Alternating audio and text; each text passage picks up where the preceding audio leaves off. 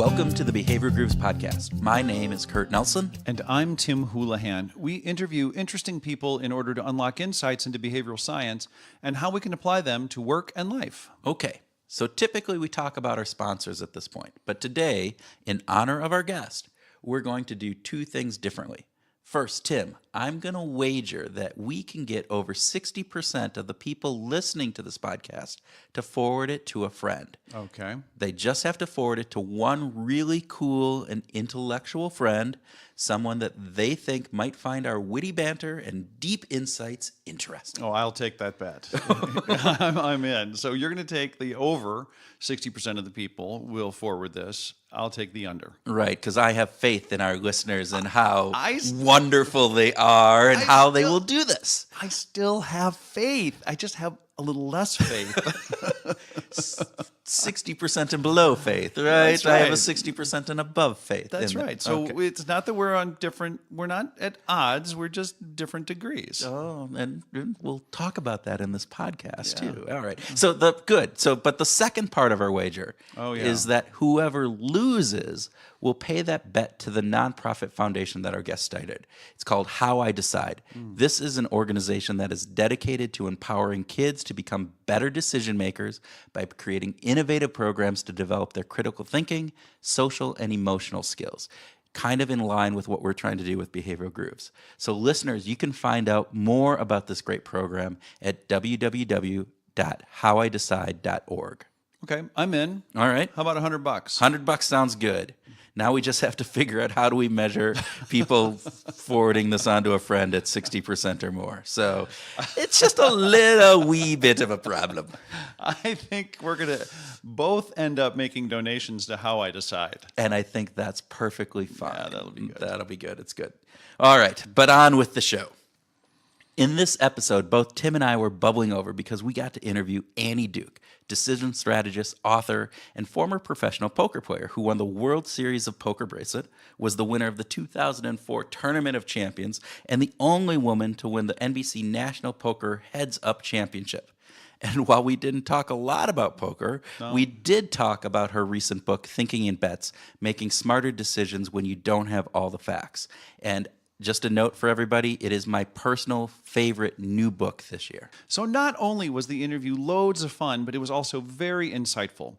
We started out talking about the Matrix and choosing the red or the blue pill. And then we kind of asked, well, do we look at life with as much accuracy as possible, or do we cling to our illusions? Spoiler alert. Spoiler alert. Well, we tend to cling to our illusions. All right. Yeah. Then we morphed into a discussion about tribes and how tribes can be either positive or negative, and how they offer us both distinctiveness and belongingness. We waded into a bit on how hard it is to break free from the tribe's influence, particularly because that influence is so hard for us to see. At least it's hard for us to see in ourselves. How we don't ask ourselves what is wrong with our own thinking, which then led us into a conversation about learning pods and how can we transform the power of tribes to actually help us get a more accurate perspective on our own behaviors and thinking, making our decisions more in line with reality. Yeah, the learning pods is such a cool concept and is a great way to overcome the fact that we are often blinded to our own biases. So the presence of others in the pod can help us in our decision making, kind of like taking the red pill. We meandered into probabilistic thinking, which is a cornerstone of Annie's Thinking in Bets model. Then we started to rabbit hole a bit. Oh, okay. About vodka. Galileo. Yes, and researchers including Anna Dreber, Phil Tetlock, Barb Miller, Stuart Firestein, and the amazing Jonathan Haidt.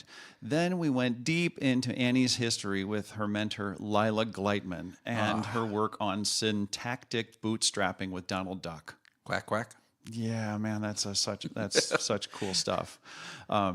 And then she shared a story about Lila and a broken down Honda Civic that influenced her life that I will remember, I think, for a very long time to come. It was a fantastic story. Yeah, and then, of course, we ended with talking about music. Jack White, Willie Nelson, Jonathan Richman, Alex Chilton. Yeah, that voice of my baby, she wrote me a letter. He did that? Well, Joe Cocker covered it years later, but that was the Box Tops that did that originally. And that was Alex Chilton. That was Alex Chilton. Wow. We talked about, that. And of course, then we even meandered off into the Violent Femmes, or I meandered off into the Violent Femmes and talked about that. It was an eclectic mix of music, just like the rest of the podcast. So listeners, please note, this is a long session, but I think it's well worth it. What do you say? Well worth it. So I'd say there's an 87 to 92% chance that this was the most engaging conversation we had. What do you think, Tim? I'm in the 87 to 92% range. Okay. Yeah. Well, we hope you think so as well. So if you have to break this into 2 or 3 listens, do it. But for now, sit back, grab a glass of your favorite beverage, whether that be vodka or soda. Or both, or together. I see where you're going with this, ice on the rocks. All right, so grab your favorite drink, whatever that would be, and listen to our interview with author Annie Duke. Welcome, Annie Duke, to the Behavioral Grooves podcast. Well, thank you for having me. Like, I'm super excited for this. Well, so are we. We're going to start with a quick speed round just to kind of get things going here. All righty. Okay. All right. Kurt, go. I've never dealt with pressure before. I may crack. Yeah, this should be a softball for you. All right. So, bicycle or unicycle, which do you prefer?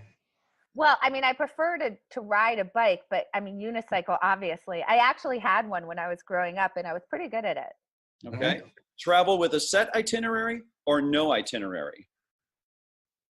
Oh, gosh. Well, so I would say it depends on whether it's for work or fun. So if it's for fun, definitely no itinerary in terms of what I'm going to do during the day. But if it's for work, I really want an itinerary because I'm trying to be efficient. Okay. All right. So Citizen Kane or How Green Was My Valley, which was actually the better movie? Well, duh, Citizen Kane. Is that like even a question? Hey, well, which one, the best Has picture? anybody ever answered How Green Was My Valley? No. Nobody. Okay, thank you. Nobody. Okay. Which was easier to master, poker or chess? For me? Yeah. Well, I don't play chess very much. So, neither. I mean, so I have not put in the amount of time it would take to master chess, and poker is too hard a game to ever master. So the answer is neither. Okay. All right. Last question. Red pill or blue pill? Oh, I'm leaving the Matrix for sure. But you know what? I do sympathize with Joey Pants because, being able to go in and like eat the steak. I mean, like eat the really good food for just a second. I mean, not that I would sell anybody out for the opportunity, but I do see the attraction. That's very true. I do see the attraction. So I don't judge anybody who's blue pill. I do not judge anybody for that because I get it. Okay. But it seems like, I mean, in your book, you talk about the fact that most of the time, people end up, trying to form their opinions around what, making sure that they're right as opposed to really facing reality. Yeah. And so, that red pill seems like that. Yeah, we have to face reality if we really want to get to better decisions and better outcomes. Yeah, well, I mean, I think the reason why the metaphor really holds here is that it's about how much are you able to sort of say what's best in the long run, that, I'm willing to take the pain right now. So, I mean, obviously, it's going to be better for humankind to not be used as batteries by machines, but you got to take a lot of pain. You're eating gruel and they're chasing you around and it's like really uncomfortable and you're cold and you're like wearing rags and it's a lot of stress, whereas sort of staying in that, unreality that you think is reality is very comfortable. So you have to make the choice. And I think that it's important. That's why it is a choice in the movie. So I think there's a really big message there. Yeah, in the movie, the worlds are hugely diametric. They're just vastly different. You say, is our world that today? Is our world really that divided? If you take the blue pill or the red pill? I think when you look at what's happening with political discourse, I think the answer is somewhat, right? I mean, I've had experiences recently where, like, I was having a conversation with somebody about, say, recent Supreme Court rulings. And, you know, they'd talk about one of them and I'd be like, yeah, I agree. And I don't think that that was a great ruling or whatever. And we sort of go through and then we'll get to one out of, like, we'll have talked about 5. And we'll get to one where I say, well, actually, I actually tend to side, you know, with the court on that or whatever. And it's literally like I just become their enemy. Like there's no sense of I'm allowed to not have every single opinion, you know, comport with you. And I think that particularly when we're talking about issues of beliefs and opinions and predictions that are woven into our identity, I do think that having your identity challenged is really hard and it's incredibly uncomfortable. And I think people don't like it and they see challenge where it doesn't really exist. I mean, certainly when I'm just sort of offering an opinion about a Supreme Court ruling or whatever, like I'm not challenging your identity. I'm not saying you're wrong, right? If you like to ride bicycles and I think unicycles are cool, like I'm not saying you're a bad person, but I think people hear it that way. Yeah. And I think this is really where the issue lies is, and this is, if you think about it, like, yes, in the Matrix, those worlds were diametrically opposed, but it's really about what's your identity, right? Like, who are you? Is this real or is this not real? Are you willing to sort of accept the hardships of what's out there if you start to say, maybe I'm not right all the time, or, you know, maybe other people who believe different things aren't actually bad actors? I mean, well, and it gets to some of that tribal component too. You are part of my tribe, or now, oh wait, are you not part of my tribe because you have expressed a different opinion that is contrary to the norms and beliefs of our tribe, and so therefore we have to outcast you and put you in with that other group. That's exactly right. And what I would say is that I mean, obviously, from an evolutionary perspective, and I recognize that any evolutionary story is a little, you know, could be a little bit of a just so story, but you know, so just that caveat there. But tribe helps us survive, right? It takes some decision pressure off of us because the tribe itself is making decisions and giving you, I mean, so Jay Van Bavel from NYU actually really talks about this, and I think in a really clear way. So tribe gives you 4 things, right? It gives you distinctiveness, meaning you're distinct from other people, which is very good. It gives you belongingness, which is belongingness to the tribe. Yeah. It tells you what is moral and what isn't moral, because we know that, you know, people think that whatever they believe is moral or not is an absolute truth. And that's obviously where a lot of clashes happen, because that's just not true. But it gives you sort of a moral compass, but then it also gives you something incredibly important, which is epistemic closure.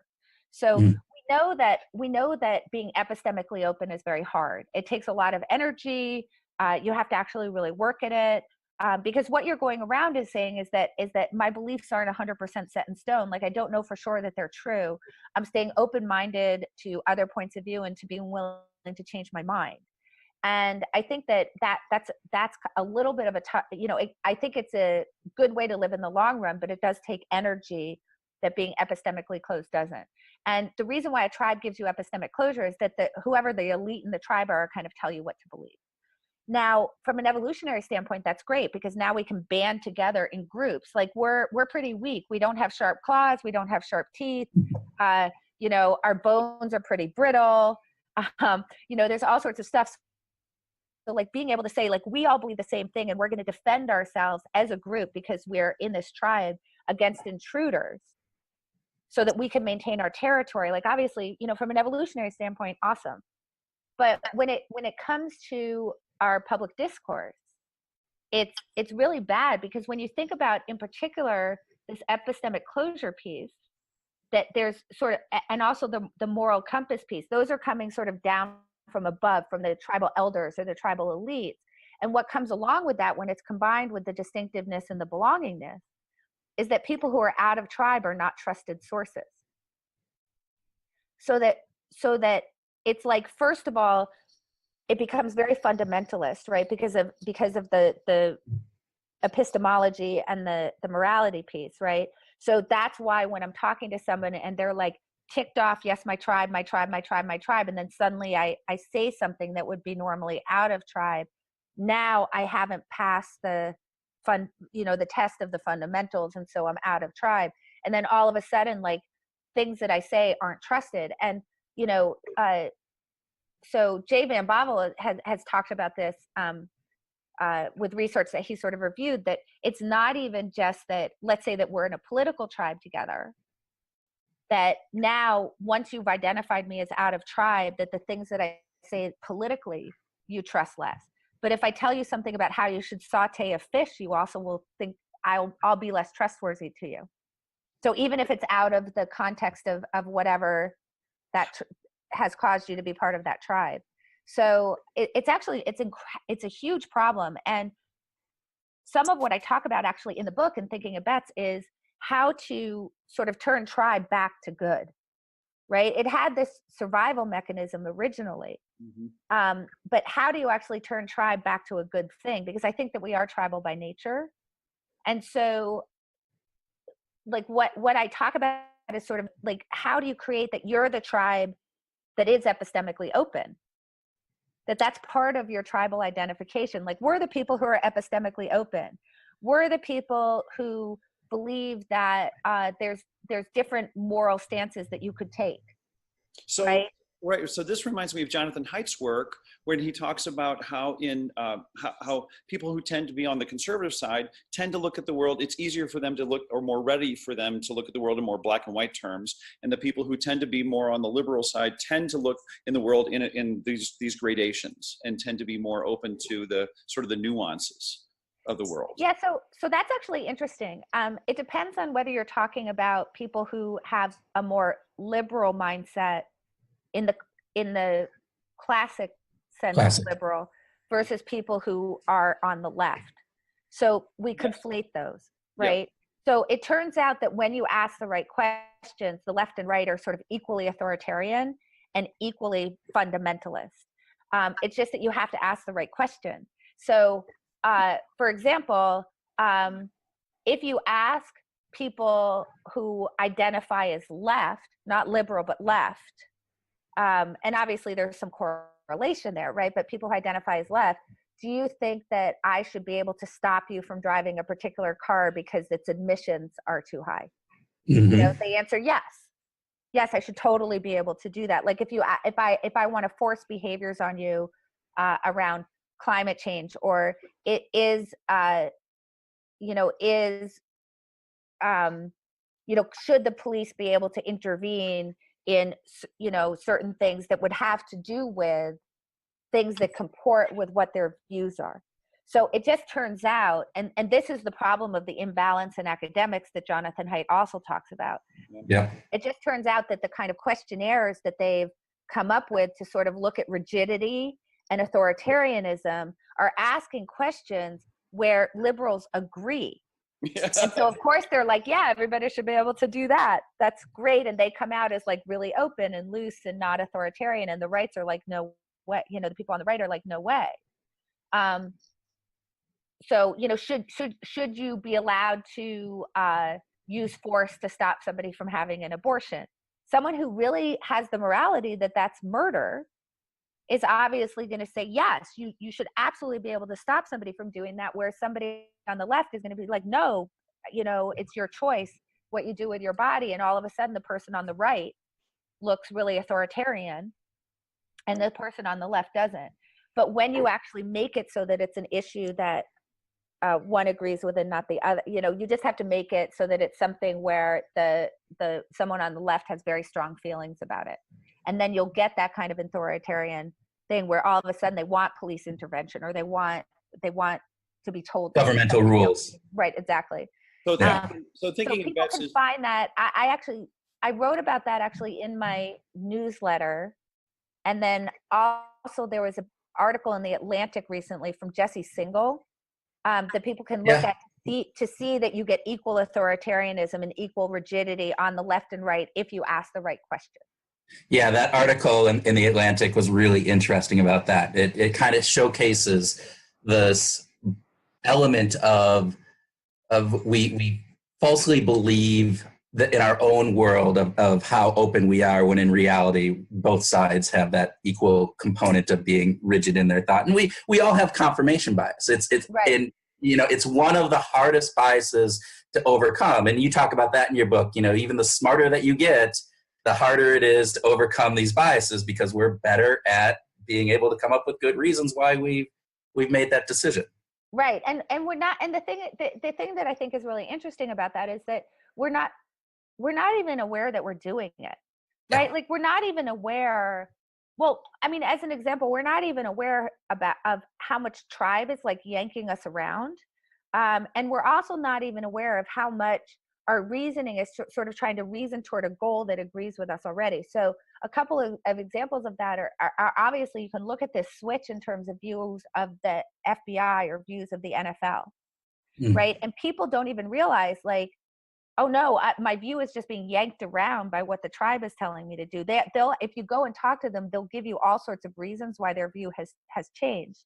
Yeah. And likewise, like, now all of a sudden, liberals are all like, smaller government, less power in the executive branch, more local control. Of course. And it's like, you realize that like 2 seconds ago, you didn't believe that. And of course, if you talk to them, they would give you all sorts of reasons why they think that that's actually the right way to go, except that on either side, depending on who's in power, basically whoever's in power, the party out of power wants there to be more local control and less executive branch control, because they're just like, well, when I'm in power, what I think is good. Yep. And Motivated reasoning. Yeah, exactly. Exactly. And the thing is, we're totally not aware that we're doing it. Yeah. So I think that's the big thing, is that unaware part of how much we process things and we don't even understand. I've done a lot of work on self-identity and self-schemas, and the fact that, we should change our viewpoint on things when the facts disagree. But what we tend to do is either discount that, totally ignore, where it passes, you can see it, and it doesn't actually register in your brain. And so you go on living in kind of that blue pill world, and and life just goes on, and you're just ignorant of the fact almost. So. Yeah, and actually, it's in a lot of ways, it's even worse than that, because there's been a lot of work recently done that shows that when you get out of tribe messages, that it actually causes you to entrench. And I think it goes back to this idea of like, people who are out of tribe, because you're distinct from them, they're not trusted sources. Like, look, if they're not trusted about how you saute a fish, it's going to be pretty bad if they're telling you about trade policy, right? Yeah.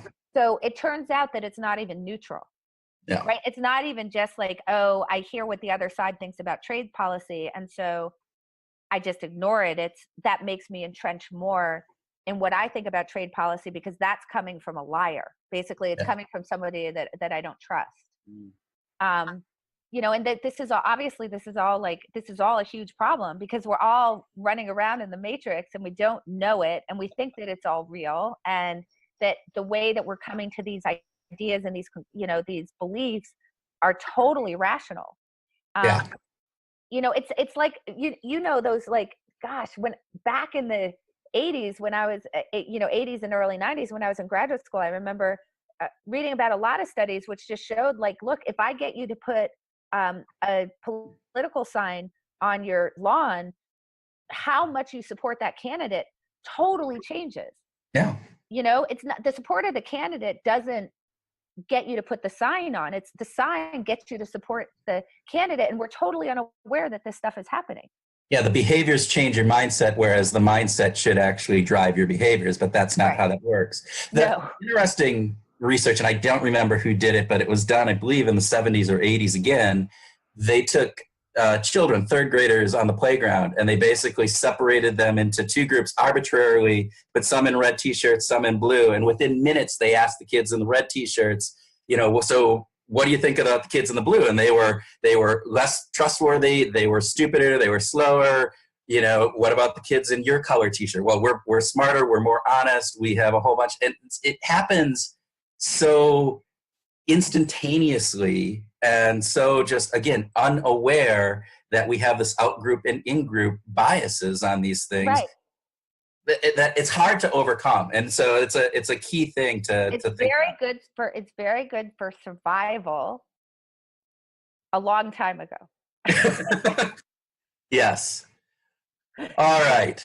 So we went around there for quite a while. We go down these rabbit holes like we talked about at the beginning. See, that's what I like. Now, see, I haven't had that conversation with anybody. Okay. Well, and all this kind of gets back to this idea that thinking in bets is an equal opportunity employer.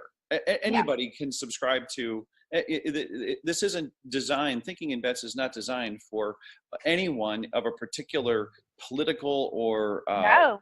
eco-friendly, or live in the city versus the rural, or I don't know, whatever kind of crazy differences we might have between us. But well, I hope not, because I'm trying to accomplish two things. I mean, first of all, I'm just trying to get people to listen to each other a little bit better and to recognize the value in hearing the dissenting voices. I mean, you keep saying that I talk in the book about how we're really good at reasoning about why we're right. Mm-hmm. And what we're trying to do is actually reason to be accurate, right? I want to construct the most accurate model of the objective truth. And in order to do that, because we're so naturally good at reasoning to be right, it would be really much better if we approach the world asking, why am I wrong? And in order to ask, why am I wrong, in any kind of authentic way, it means that I have to talk to people who think that I'm wrong, because otherwise I'm going to get some sort of straw man of the sort of opposing argument, right? And we want to be really careful of that. And this is part of the problem of being smart. It's very easy for us to argue against a straw man, and without even knowing it, if we're trying to do this on our own, we'll construct a straw man and think it's a steel man, and think it's actually a stronger version of the argument it is. And then lo and behold, because we're so cognitively agile, we can swat that straw man down really easily, and we've done our work. So, what we want to do is actually be engaging with the authentic voices that truly do believe different things that we do. Yeah. And, what's going to come out of that is kind of, one of two things. And it really goes back to, sort of what John Stuart Mill says, that he who knows only his side of the argument knows little of that. What he's really saying there is that even if you think that something is 100% true, you are absolutely certain of it, that if you don't challenge it, it becomes stale. Then it just becomes, well, that's the way things are, or somebody told me that, or, I just know that's true. And in having to defend that argument in a logical way against somebody who believes something different than you, one of two things happens. You will either, you might not change your mind, but you'll at least really understand why you believe that thing, which is valuable in and of itself. Yeah. Or you'll actually calibrate your opinion. You might actually get some movement on it. And that doesn't mean full on reversal, right? It doesn't mean I thought the earth was round and now I think it's flat. It might mean I thought the earth was round and now I realize it's not actually quite perfectly round. By the way, it is spherical. Wider at the middle. So there you go. Exactly. Science on that one. Right. It's not actually perfectly round, but so that's the thing. It's like you'll just get some movement, or what may actually happen is that you may just really understand the other side and understand that it's an authentic point of view. Mm-hmm. And that's actually going to help you have, first of all, more compassion toward people who have that, but also that point of view, and maybe not think that they're such bad people. Are you familiar with Cal Turnbull's Change My View Reddit community? No. I don't know about the community. I know who he is. Yeah, Cal is just great. We actually got to talk to him a few months ago, and he's got 500,000 people who go in there and say, I'm not sure about this. Oh, that's wonderful. And they're willing to engage in a conversation. It's like, that is just magic as far as I'm concerned. Yeah, well, and that actually gets around. So this gets around that backfire effect, right? I mean, the issue with the backfire effect is if you tell me your point of view and I'm not actually seeking it, I'm not actually trying to be open-minded to it, then I'll entrench. Mm-hmm. But if I'm engaging with you because I actually want to hear what you have to say and I'm open-minded to what you say, what you say, then I won't entrench. I think that that's, I think that that's so incredibly valuable. So yeah, I'm going to totally explore that community. I mean, I know who he is, but I didn't know he had that community. And now I'm super excited to find that out. And how did I not know? Yeah, no, we interviewed him at a podcast, and Tim, help me remember, what was his granddad's statement, his quote? Do you remember that off the top of your head? I think he said, we start with a perspective and we end with a perspective, but in the middle, we're going to take in facts and figures and information and hope that what we end with is more accurate. Oh my gosh, that's like, isn't that my gorgeous? whole life right there. Yes. And it really is this wonderful community out there where people are asking, and he started it. It's really interesting for people. If you haven't listened to that it's one of our earlier podcasts. And so go out and listen. I'm going to definitely go back and listen to that, because that's fabulous.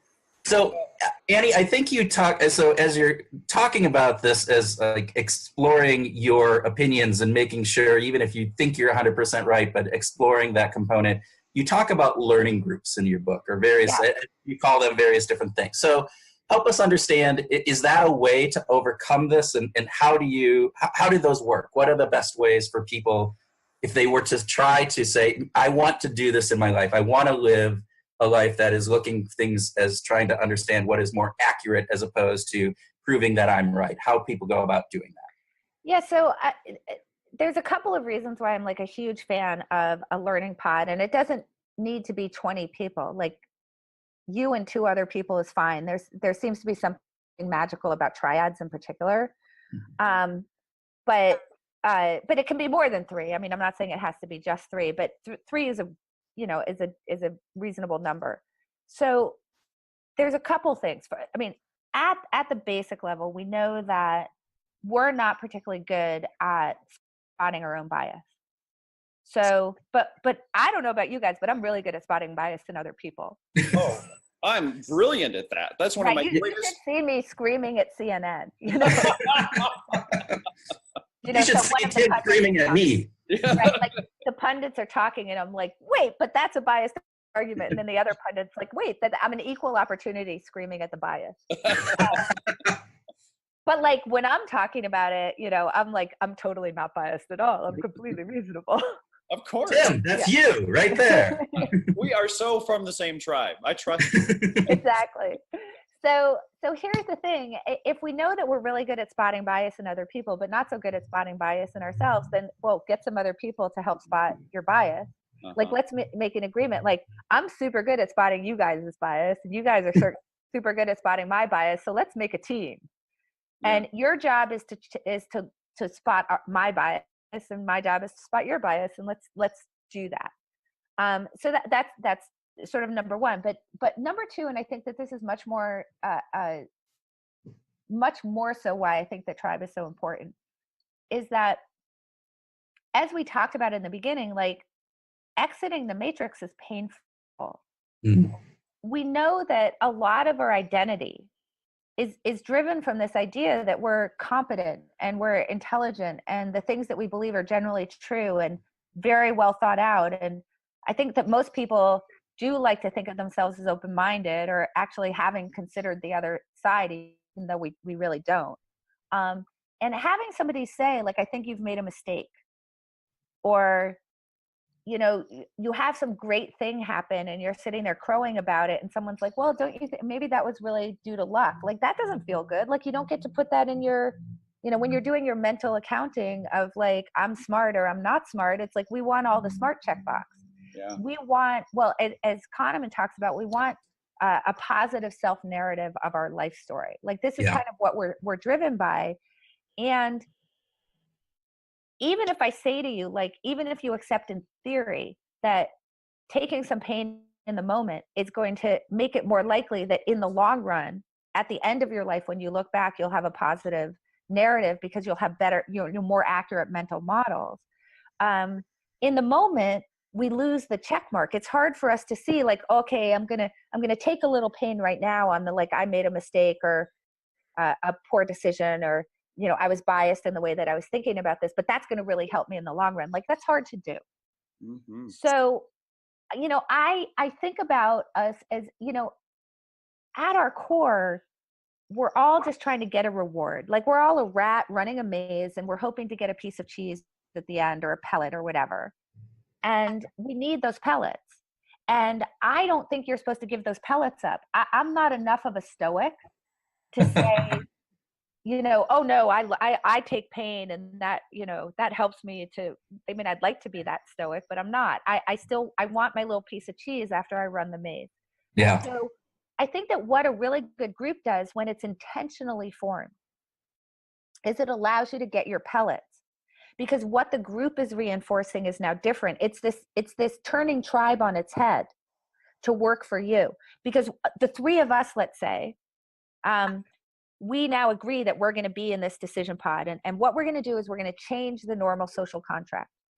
So the normal social contract is if you say something kind of silly, like we're standing at a cocktail party and you say something I disagree with, I'm not going to get in an argument with you about it. I'm going to just sort of let it slide and go find the vodka. You know, so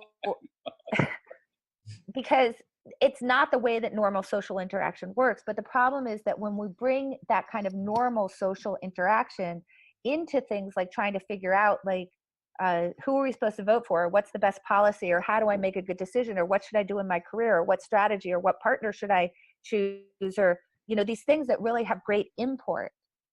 Then all we do is get in an echo chamber where people are sort of affirming us. Now that does feel good in the moment for you to tell me how smart I am because you agree. And aren't we all great because we all have the same opinions, yay us. But that's not very good in the long run. So we can get into a group where we say, we're going to reward different things, right? The behaviors, the lever that you press to get the pellet is now going to be different. Right. And the lever that you're going to be pressing is the I'm not sure lever. The I need help with this. I think I may have actually made a mistake. I'm really interested because I had this particular view and now I'm thinking, having heard some other stuff, that maybe that was wrong. Yeah. Yeah. Well, you talked about in the book, and I think in other podcasts that I've listened to, you talk about you doing that as part of your poker and with your brother and Eric Seidel and that group really helping you understand and improve your poker. Do the people in that group, in that learning pod, do they need to be experts in that area to be able to, do you need to trust is not the right word. Do you need to respect them from that perspective that they're going to, I don't know, is that going down a hole here? Yeah. So I would say it depends on what you're trying to do. Right. So, Okay. I mean, it's nice to have mentors, you know, I mean, for sure, who you know are experts in the area. But no, I think that in general, no, I think that we could all be beginners and be trying to work through the game ourselves. And the only requirement is that we're all open-minded to different opinions. Okay. That when you come and tell me how you played a hand, that I'm allowed to challenge your thinking. That I'm allowed to explore alternatives. That I'm allowed to think about that I'm allowed to talk to you about different ways that you might be thinking about the hand, and that in doing so, you're not becoming defensive because the way that you play the hand is not what's woven into your identity. It's the open-mindedness to exploring what the best way is that becomes part of your identity. And then we can sort of learn together. Now, what's going to come out of that is that naturally we're all going to be going out and seeking expert opinion. You know, we're going to be going to look for things to read or videos to watch or, you know, whatever it might be, or books to read, or getting into this Reddit group, you know, Turnbull's Reddit group or whatever, to go seek out opinions to bring back to the group. Because when we come back to the group with some cool thing that we saw, that it was like mind-blowingly changing what I think is the best strategy, you're going to be like, that's amazing. Yeah. Yeah. So it's not required that for any of us to be experts in the not at all.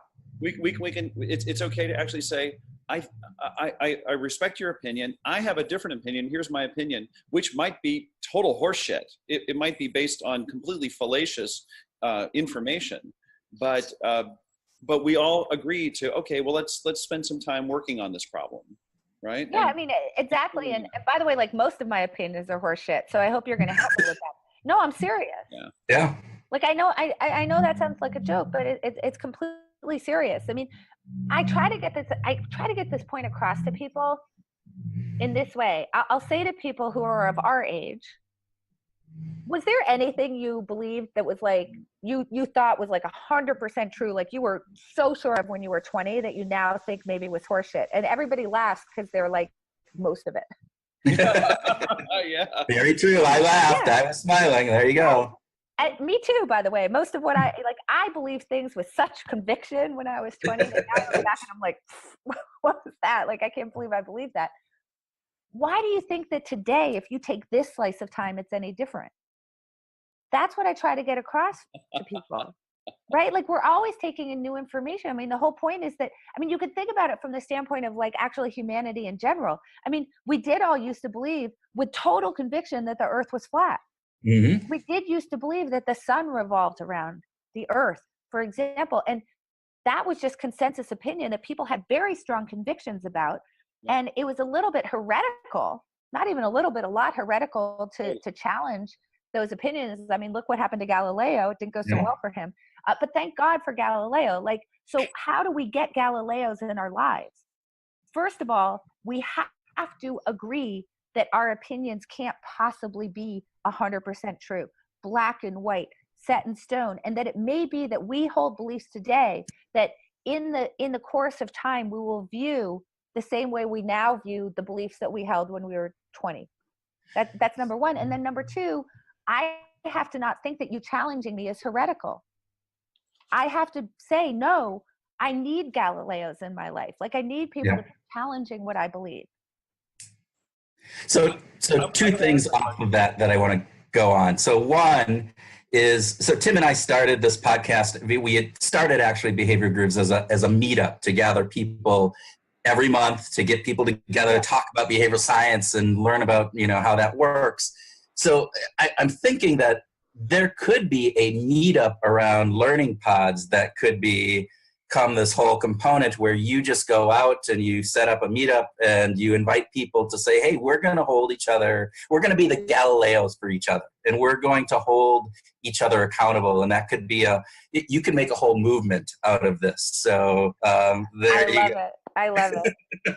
There you go. So that's number one. And number two, you're talking about thinking in not as black and white, not in 100%. And I have to tell you, Tim and I have started to actually take this on. You talked in your conversation, the podcast that we listened to, about thinking in 70% or something, and you told a story about going to lunch. Yeah. You're going to lunch and talking about 73%. Can you tell us that story? Tell our listeners that story. Sure. So I think this is in the chapter notes. So you have to really have really wanted to read every single word that's written in my book, because it's in there. I actually recommend people go look at my chapter notes, because there are actually some funny stories in there that aren't in the body of the book. But they're fun. Yeah. Recommend that very much. So recommended. So this is a story from, so I was meeting up with Stuart Firestein, who wrote a book called Ignorance and also a book called Failure. He has a wonderful podcast that's based actually on the book Ignorance. And he teaches a seminar that's interdisciplinary at Columbia, which is where he's a professor, that's called Ignorance. And, he gets to them when they're seniors, when I think people are more willing to maybe admit some ignorance. But so his whole thing is that, like, you can't move your life forward unless you're approaching the world saying, like, I don't really know much, right? Like, teach me. And that this is how science proceeds, from this standpoint of always saying, like, I'm probably wrong. Let me try to prove, the opposite. So anyway, so I was meeting up with him up by Columbia. By the way, let me just say, I realized something when I was up there, because I hadn't been up to Columbia in many, many, many years.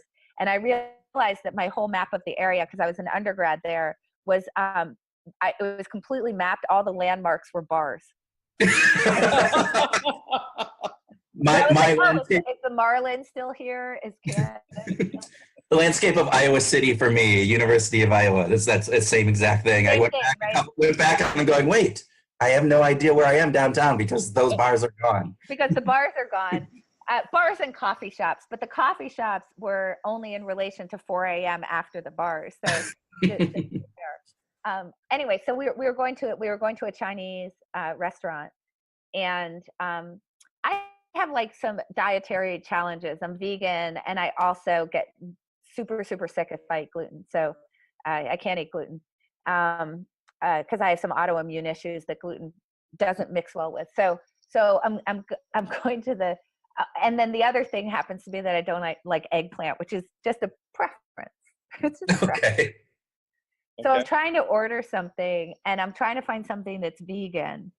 And then also I have to find something in the right sauce so it doesn't contain gluten. And the only thing that I can really find that sort of fits with my dietary needs also happens to contain eggplant. So I'm now trying to explain to the waiter where English is not the waiter's first language, that, I want this, but I don't want eggplant. Could I have this other thing? And could you make sure that there's no soy sauce in it? So he's, he keeps, I keep sort of having to repeat myself. It doesn't seem to be going too well. And then Stuart orders, and the waiter walks off, and I looked at Stuart and I said, well, it's 73%. And that literally, that was all I said. I didn't say anything else. And he just started laughing because he knew exactly what I meant, which was it's 73% that this food is going to come the way that I've just asked for it, in this totally complicated way. I felt like Sally in When Harry Met Sally, without the weird stuff that happens after she orders at the deli. But yeah. So anyway, so he just started laughing, and he said, oh, I actually would have said it was more like 47%, I think. So he actually had it pegged much lower. That the order did come back right, which I would just like to point out does not mean that my estimation was right, because he said 47% of the time it was going to come back correctly, and I was saying 73%. We'd need to run a Monte Carlo in order to figure out who was actually more accurate. But I did get my food. I did get my food right. But he just started laughing because he was just sort of like, oh, that's such a funny way to speak.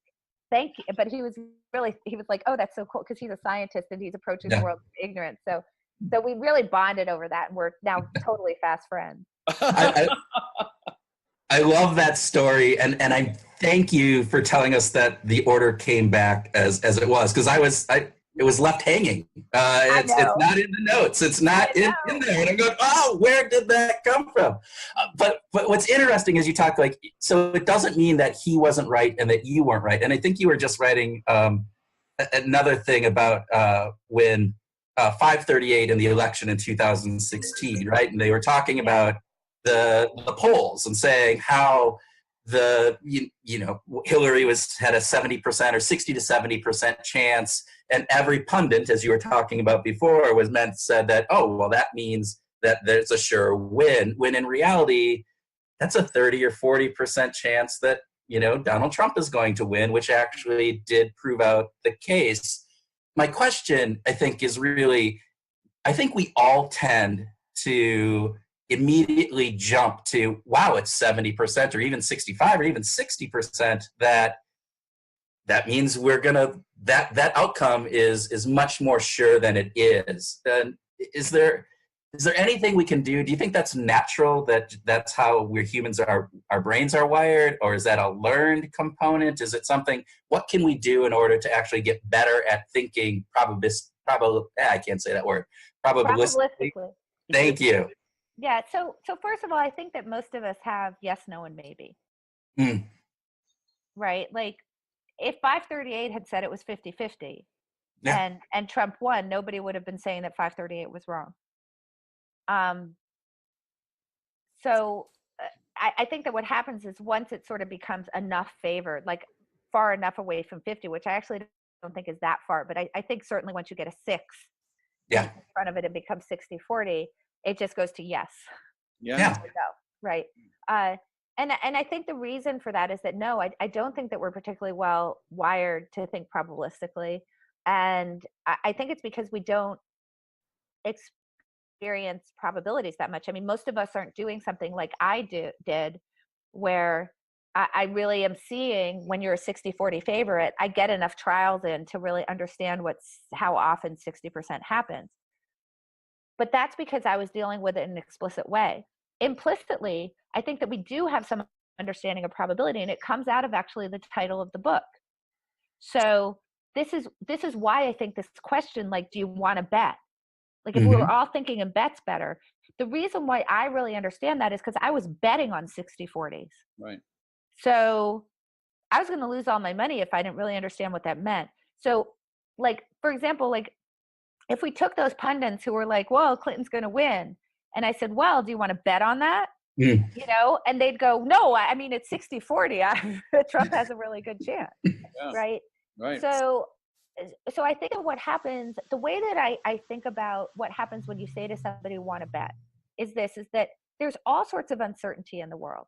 There has to be uncertainty in our beliefs, because we can't possibly know everything there is to know about a given subject to have a perfectly formed belief. And even, by the way, even if we did have all of the information, we still have to model it, right? You still have to weight the information. What's reliable, what's not, how much should this go into my belief formation? And it would be impossible to be sure whether you have a perfect model, right? And even when you think about most models, like a model of, for example, gravity, what that model, the best model, is going to capture as much of the data. So they're going to be able to predict certain things about the way that objects will behave as they fall toward the earth, and the best model will be able to make the best predictions and actually capture most of the phenomena. But we even know that when we think about our model of gravitational forces, that we don't actually get all of it. It's Right. just that's sort of the best model we have, right? So when we're talking about something that seems so much more sure and so much more agreed upon as the way we think about the theory of gravity, and that we know that there's some uncertainty there in terms of we're not actually capturing some of the edge cases, you better start to get like super unsure about your own beliefs. You better hold them pretty loosely and recognize that they're under construction. That doesn't mean that you can't make a decision based on them, because that's the best belief you have at the moment, right? So that's the input. And then when we start getting into predictions, well, predictions are informed by these imperfect beliefs, and then now you add another element into it, which is luck, right? So we're saying something about the way that the future might turn out. Like, we think that this is 60%, we think this is 40%. Those are going to be inexact. They're going to be somewhere near, perfect, but inexact. And then once we make that prediction, we have no control over whether the 60% or the 40% occurs. And by the way, even if I make a prediction that I think is going to come true 98% of the time, I have no control on a single try over whether the 2% is going to happen. So these are the two sources of uncertainty. We have an information problem. We don't have all the information, and we're sort of trying to figure out, like, we don't, and even if we have all the information, we don't know how we're supposed to weight it, right? That's all hidden from view. It's too complicated. Exactly. And then we have this luck element. When I say want to bet, it reminds you of the uncertainty. It makes the uncertainty bubble to the surface. And that is a good thing, not a bad thing. Because as we're trying to make decisions, the more that we have an accurate view of our own uncertainty, the better our decisions will be. Do you think some of that comes from the reward component of that? In other words, in a bet, you are actually you have a different reward than just being right or wrong. You're actually placing some monetary component that then becomes a loss that is much stronger than that you can't discount, right? You can't just ignore it. I don't know if that. So I think that's pretty right on. I think that I say in the book, the person who wins in a bet is not the person who argues to think they're right. It's the person who actually is the least biased, right? Okay. The person who has the most accurate view of the world. So you can think about it creates a different reward. So this is what I'm thinking about in terms of these decision pods, is that we create an agreement that creates a different reward that's around debiasing. It's around accuracy as opposed to rightness. And right and accurate, I really try to make the point that right and accurate are different. Mm-hmm. And what we're trying to do is get to accurate and not right. So, if you have a pod, you're creating that different kind of reward structure. If I'm betting with you, I'm also creating a different reward structure where what's being rewarded is accuracy as opposed to rightness. And now I've got a substitute for what I feel good about. Yeah. Right. So now, instead of just feeling like my opinion is affirmed, which doesn't have any immediate consequences, so those are going to reveal themselves over time in a way that isn't necessarily going to hurt my ego, right? So I'm taking the reward of just that good feeling of look how smart I am and look how great I am.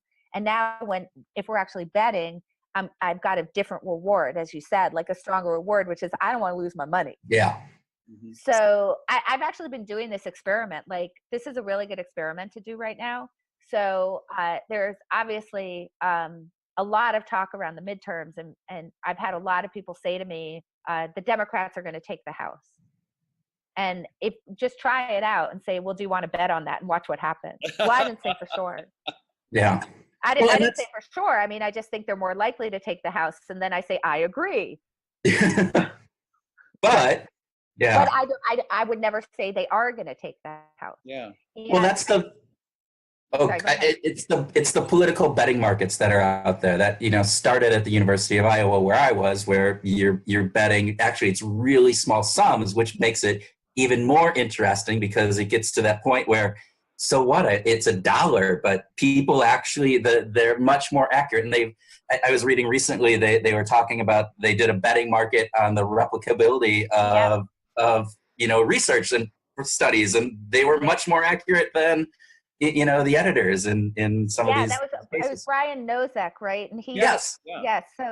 So and Anna Dreber was involved in that, and the betting markets did a really, really, really good job of predicting what was going to replicate and what wasn't. And one of the points that I saw made about that was a couple things. One is that the results that felt more intuitively right were the ones that seemed to replicate, and that came through more in the betting market than in the opinion market. Because I think sometimes result that's really surprising is sexier. Like, we kind of want it to be true more. But when it comes down to betting on this thing that really goes against your intuition, maybe not so much. But also it takes out some of the things, like it comports with my work, so I want it to be true, or this person's a friend of mine, and so I want it to be true. Because when it comes down to bet, it's like, if I'm playing poker with you, like, I don't care that you're my friend, I just want to beat you, right? Like, so again, it puts this like laser focus on accuracy and these kind of other things that can get in the way that we're reasoning. I think sort of are more likely to get brushed to the side then. So I wanted to ask about you mentioned you're in the middle of another PhD. Is that right? Well, I'm so let me just say, like, I'm like 80, maybe 78%, somewhere between 78 and 82% to actually do this. Okay. But what the thing is, like, I've got some questions that I want to ask. Yeah. And so I've been talking to Phil Tetlock and Barb Miller, and I think I have some ideas around studying, actually kind of seeing how you can formalize this idea of a decision pod, and particularly how you can create structure around conversation. Mm-hmm. So let's think about, obviously there's choice architecture. Let's think about conversation architecture, right? So choice architecture is really good for an individual. Conversation architecture in terms of a group, and to guide the conversation to places that's going to cause learning to speed up, because you're creating structure around the way that the conversation goes that allows you to ask better questions about how you actually deconstruct the decision process, how you sort of come up with what's luck and what's skill in a decision. Yeah. So it's not about, is it about framing, or is it about anchoring, priming kind of people's thought process in that conversation, or how would you? Well, so the way that, so the way that I think about it is this: that what's really good about a decision pod is that a decision pod is really kind of instantiating Mertonian norms. Okay. Right? You have to be sharing data. And particularly all of the data, right? Even the stuff that maybe casts you in an unflattering light or doesn't really agree with the conclusion that you'd like to draw, or the belief that you think is 100% true, because that we tend to think about these things as black and white, right? It forces you to try to separate the information from the source. That's that tribalism problem, right? So Right. maybe the information may be coming from out of tribe, but that doesn't mean that you're not an expert in it and I shouldn't trust that information, right? So I have to try to think about how do I separate that outside of like, I'd rather listen to an expert than a non-expert. I mean, obviously there's certain cases where it's good to know who delivered the information, but not just because they're out of tribe or in tribe. And then obviously this disinterestedness, like what's my own conflict of interest, and not financial, but how much is my own belief getting in the way of being able to reason about this well, or how much is my own prediction or forecast getting in the way of me being able to think about how do I adjust that better. And then am I really trying to listen to differing point of views, right? Am I really trying to think about why am I wrong, right? So what the decision pod does, I think, is twofold. It helps you to really instantiate those Mertonian norms in the way that you're sort of approaching information and you're approaching process, and you're trying to come up with what the best decision is, or what's true and what's not true. But also it creates accountability to the group, meaning that in the moment when I'm out on my own, Right. trying to process the information that's coming in, I know I'm going to be accountable to the group later. So it's more likely that in the moment that I'm actually thinking within the boundaries of those norms. So is some of this influenced by Lila Gleitman? You know, you dedicated your last book to her, and she's a monument. You know, in this she is a monument. She was Lila was obviously she was my advisor in graduate school. I still see her all the time. She's totally lovely. Well, I've been a fan of hers for, I don't know, 7 or 8 years. So I'm kind of late to the party, but I only recently discovered her contribution to the dictionary, which is monumental. That she brought the word "fuck" to the dictionary, which is holy cow! Right. As a graduate student, I think that's pretty intense and pretty fabulous, actually. So I will tell you that Lila is. I mean, she was the second person that got into me. A student of hers was the first person who got to me. So when I was a graduate student, I was Barbara Landau's research assistant. Barbara Landau's now at Johns Hopkins. Okay. She was a student of Lila and Henry's, and she's the one who sort of directed me over to Lila. So, I mean, I feel like, obviously I was trained as a scientist at Penn, and Lila really, really trained me. And yes, so here's why Lila so completely influenced the way that I think about these things. When I was studying language acquisition, and specifically we were looking at first language acquisition, people say, well, what does first language acquisition have to do with any of this? Like, what does it have to do with poker? What does it have to do with any of this? It's like, it has everything to do with it. And the way that Lila thought about that problem ended up influencing the way that I think about everything. And I think that you'll get it having just come off of this thing about how do you structure conversation to kind of constrain the way that you're thinking about things. So here's the problem in first language acquisition. There's a whole bunch of noises out there, right? So there's all these sounds. And the first job of this little tiny baby is to separate natural language sounds from other types of sounds, including sounds like just screaming out like, ah, right? Which is not, that's just a scream, right? So I've got to know that the cat meowing, for example, is not a natural language sound, or maybe some weird noises that my cat. So you have to be able to figure out, okay, what's part of the language? Then you have to figure out, okay, given that there's this stream that I've now identified as the sounds of natural language, I have to now figure out what the words are. Mm-hmm. And then I have to map those words out onto the world. And that's just a freaking mess. I mean, when we talk about bad feedback and just a noisy environment, and noisy, like pun intended, I suppose. Boy. Versus noise. Right. This is it. Because, think about like a cat running across the room and the mom points and says cat.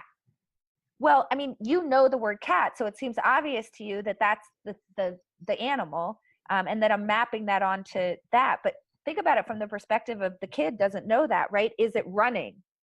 Is it cat? Is it mammal? Is it small? Is it gray? Is it fur? Right? Here's a question. Is it see? I don't know. Is it a state of mind like think? Because what I could be saying when I point is, I think that cat's really scared. Right? So, whoa. Right? I mean, particularly when you get into things that you can't even see, like thinking. I mean, when you get into states of mind. Ooh, right. So you have to figure out, like, is it a noun? Is it a verb? Is it an adverb? Is it the act of running? You know, okay. Now, once you sort of realize, like, oh my God, that's really hard. Think about this, that kids have this pretty mastered by a year old. Yeah. Right? So they understand the language pretty well by a year. By 2, they're all experts. Oh my God. Right. So that's like super crazy, right? It is. It's insane. Right. Super crazy.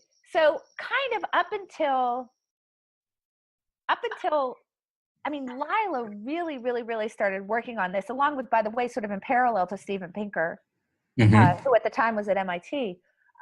People just sort of took for granted, like, oh, the child learns because you point at stuff and then that's how they do it. So we were trying to think about, how do you constrain the set of possibilities, right? So here are the 2 lines of research that I was doing with her. And it was basically in this area called syntactic bootstrapping. Yeah. So the idea was, look, if you have access to the grammar, that constrains the set of possibilities for any word that you might pick out of the stream. Because if you have access to the grammar, then when I say cat, in the context of the cat's running across the room, you know it has to be a noun. So now you're at least looking for a thing. Right? If you know that it's a verb, you're looking for an action. Right? So think about how much this constrains the set of possibilities. So I worked on 2 things. One was, okay, how would the child have access to the grammar? And what I did was, I mean, I don't know if you want to get into the nitty gritty.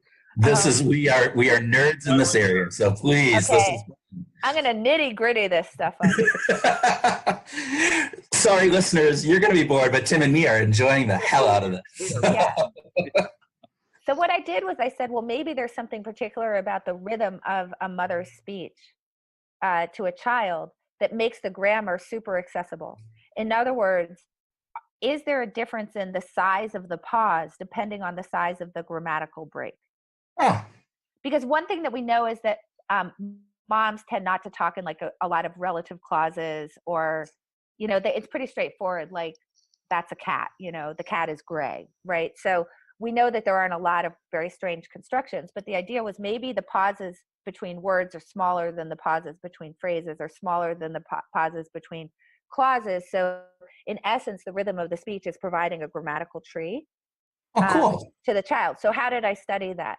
What I did was I created 2 picture books about Donald Duck. And in each of them, I had some identical word strings that were embedded in the books, but that had different grammar. So how did I do that? Donald Duck walks. In the store, he finds duck food. Okay. Donald Duck walks in the store. He finds duck food. Okay. So notice that they're the exact same word strings, but the grammatical structure is completely different. So I had babies I had mothers read these to their little babies, on average about 6 months old. And then I had adults read them to adults. Okay. What I found was that there was no correlation in the pauses, in the size of the pauses compared to the grammatical break, where obviously at the end of a sentence, it would be the biggest, right? That would be when an adult was talking to an adult, but there was a very strong correlation in the length of pausing when a parent was talking to a little baby. Wow. Okay. So that was just sort of like, yes, the grammatical structure is actually available to the child. Yes. And then the other work that I did was trying to show that Lila had this whole library of tapes of filming mothers talking to their children. And what I did was I took the sound out and just put a beep where certain words were. And then I just looked at the reliability of people being able to pick out what it was that the mother was saying. And by the way, it's like they have no shot. So I was trying to sort of show two ways that the structure is available, and no, you can't do it just by correlation, right? So the argument at the time was, well, they only say cat when cats are there. And so obviously you can pick up cat. And so that's what I was doing through these little, just the beats. So that's what I was doing. Anyway, the point is, so now I hope, I know this seemed like, I mean, as we said, this was a rabbit hole. This was a great rabbit hole. I hope you can see like how much Lila had such a huge effect on me, because when I'm thinking about this noisy environment, the problem that the feedback is so only very loosely correlated to the quality of the decision, just like the sounds that you're hearing in the natural language stream are so loosely correlated to the words that they actually refer to the concepts, to the categories that they actually refer to. So how do you do it, right? How do you learn when you can win a hand even though you played it like crap? Or you can lose a hand even though you played it perfectly. Or you can go through a red light and not even get a ticket. Or you can go through a green light and you can get, hit. And then, oh my gosh, God forbid that it's something more complicated than just going through a traffic light. And how are you supposed to deal with that? Oh, you have to constrain the set, right? How do you put constraints on kind of what the choices are? So obviously, when I was thinking about children learning grammar, I was like, aha, isn't evolution really great? Because we have this natural language machine that's already kind of built in. We sort of know that, right? That there's only a certain set of possible grammars that you can be born into. There's only a certain set of possible phonemes that are available. And even if you take two kids who are deaf, who there was a time when it was unpopular to teach them American Sign Language, they start signing themselves and it's totally grammatical. Whoa, look at that. And you take kids who are learning a pidgin language, which is not a fully developed grammar, and you end up with a Creole, which is a fully developed grammar. So we know there's this natural language machine, and the kid is sort of trying to identify kind of what grammar am I in, and look at that. The rhythm of the speech constrains that. It tells them what grammar they're in, and then once they have the grammar, that constrains the choice. Yeah. So that's the way that I think about like decision pods, for example. It constrains the kind of choices that you're making. That was so brilliant. That was so brilliant. You brought it up the decision pods. Oh, that was excellent. I loved it. We don't get excited over here, Yeah. So. But that's Lila. But that's totally Lila. Like Lila was really concerned about how are you constraining the set. Like you have to constrain the set because there's too much. There's too much randomness. There's too much noise. There's too much volatility. And if you don't, and I think that the other thing was that I really learned from that work with her what the power of a constrained set is. Yeah. That a 2-year-old can master this thing that's like, you go try to learn a language right now. I dare you. Oh, yeah. Or I bet. I'll come back to you in 2 years and see how you're doing. Don't even try, because it will not be good. So I'm going to, by the way, but come back to Tim. Here we go. I'll take that bet. Right back to me because I'm going to learn that damn language. Right. Yeah, Tim, you can move to Des Moines for a month. We'll see how well you do there. So. Right. 2 days. I only get 2 days. Sorry. Would it be okay if we talked about music? I always have to ask. Of course. Yeah, we talked about Lila. I had no idea you were going to ask about Lila, but I'm so excited because I just want to say for the record that Lila is like a total intellectual giant. And I would also like to say just one other thing about Lila so that people can really understand what a great woman she is. Yeah. One of the best times that I've ever had in my life, ever, were Lila and I were driving from Philadelphia up to Boston to present at a conference at MIT. Okay. It was the first paper I was ever going to present. And I was very scared because actually Steve Pinker was going to be in the audience. And like Steve and Lila were a little bit rivals. And like, anyway, for some reason, I can't remember like if there was something wrong with Lila's car or not. But we ended up taking my car. And to be fair, I was a graduate student and my car had like 125,000 miles on it. I don't know how we ended up at this decision. Was this the old Honda that you talk about? Yes. Okay. It was my 1982 Honda Accord. So somewhere around Connecticut, like the alternator stops working. Oh gosh. And we ended up on the side of the road, like waiting for a tow truck. And it's like, and then like we gotta wait for the tow truck, and then the tow truck takes us over to the thing, and then the mechanic, I don't know, whatever. It was like an 8-hour ordeal because we took my car, and I have never had so much fun in my life. That is the actual, like, that is the mark of an amazing human being, that they aren't pissy and mad and why did we take this car, and why. It's just like, let's make the most of this amazing moment because we just really like each other and we're just gonna have fun. Well, and you I can remember that so fondly. Like, it was one of Lila and I were actually reminiscing about it recently, and she actually said, like, why did we take your car? But that goes into that whole conversation that you talk about where, you know, husband and wife, and you're going to a party and the husband says, let's take the shortcut I heard about versus taking the normal way, and you run into traffic. And what happens, you know, if you take the shortcut, you get blamed for doing it. But if you took the regular way, you don't. And obviously Lila said, well, we took your car, but hey, didn't go down the badness of. She just absolutely viewed it as an opportunity to spend more time. Which is wonderful. And the other thing that she taught me in that moment that I have used over and over and over again is actually, it appears, so here's another way that actually she sort of influenced me in terms of the book, because it appears in chapter 6 of Thinking in Bets, is to realize in the moment how great this freaking story is going to be. Right? Like, I'm getting to tell you this story. It's been like 30 years or something. And I do that all the time in moments of pain, of where something is really hard. I can recognize, like, this is going to be the best story to tell at the Thanksgiving table, like in however many years, because either like, and it allows you to recognize the absurdity of it and the value of it. And we were just laughing at this, and we're still talking about it. And she had that perspective. Like, she taught me that perspective of, like, don't get so caught up in the small stuff, because in the long run, this is awesome. Yeah. I give the advice I give to people who are getting married is I go, hope something goes wrong in your wedding ceremony and somewhere along there, because otherwise it's just play and you don't remember it. You remember and you will talk about the, you know, it started to rain, or, you know, you tripped or whatever. Yep. That's the memory that you will last for 20, 30, 50 years. That's exactly right. That's exactly right. Look at it. I'm so happy you brought Lila up. Like, nobody has asked me about Lila, and she's such a giant in my life and in science. Yeah. You know, and she deserves for everybody to just be like, you're the bomb. Yeah, I mean, the first time I heard her, it was just, I instantly genuflected because I thought this is just amazing. Okay, but so that's good. That's a good rabbit hole. Okay, but let's talk about music. So okay. I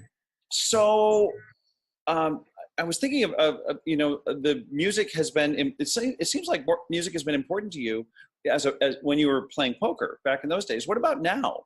Do you use music as a way to focus your attention or engage your emotions in a way? I mean, you were just talking about the rhythm of speech.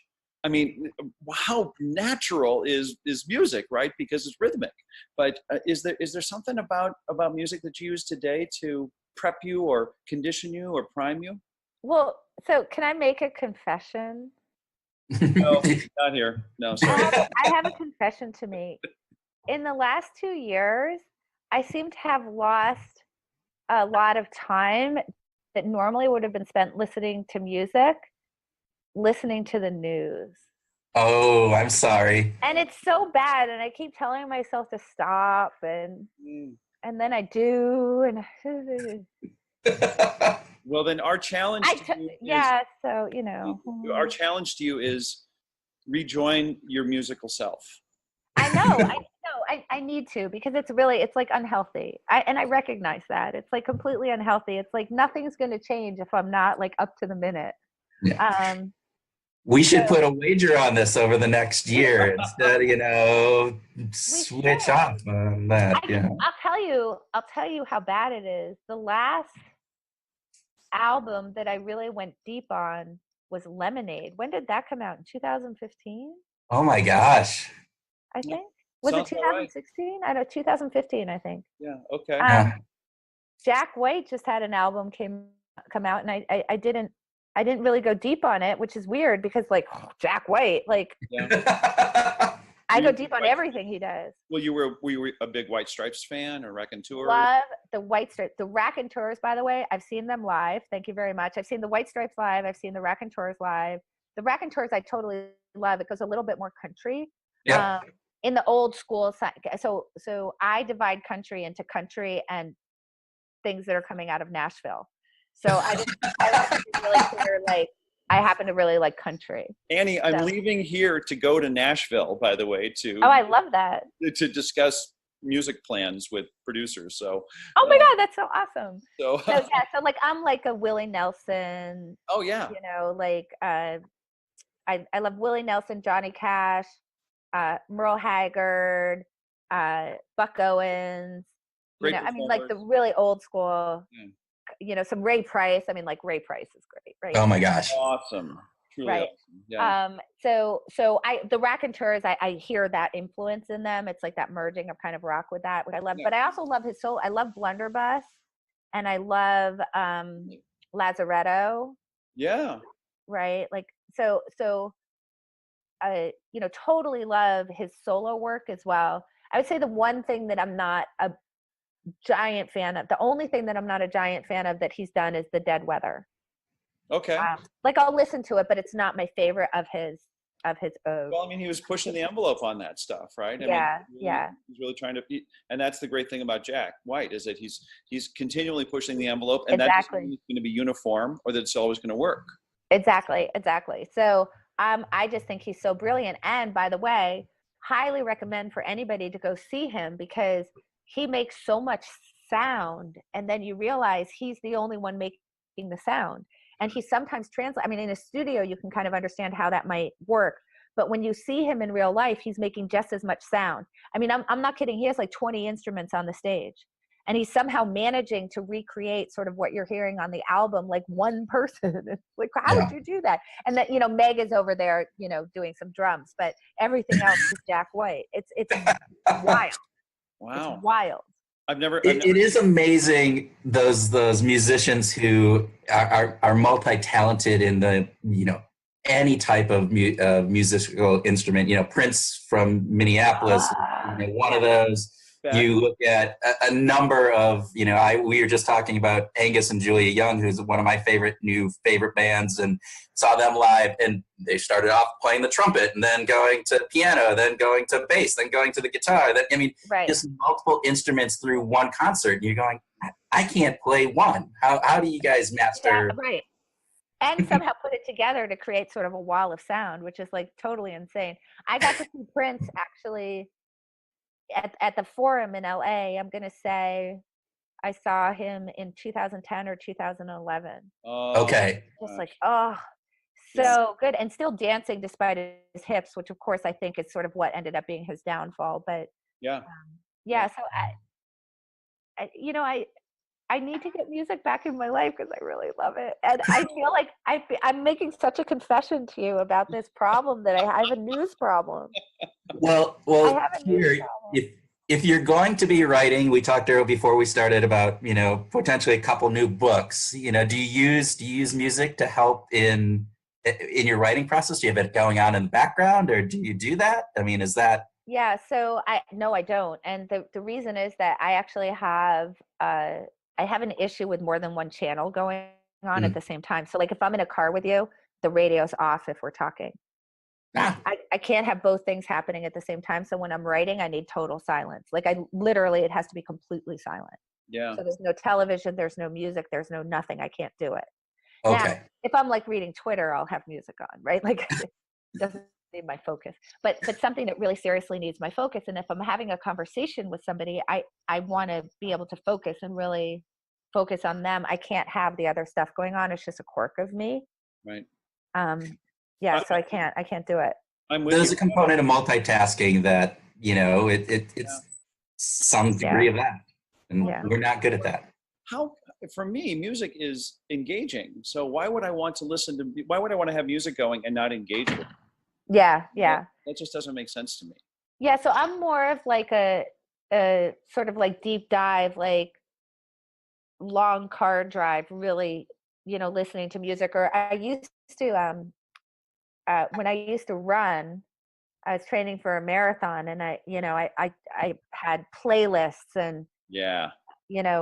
amazing, like, and it would be this weird mix of like, Jack White and like the Black Eyed Peas and, Willie Nelson and Hedwig and the Angry Inch would suddenly appear and whatever. It's like very Jack Johnson, it's very sort of all over the place. I like to say, like, so I sort of like to say, like, I like people because their phrasing is weird and they can't necessarily sing that well.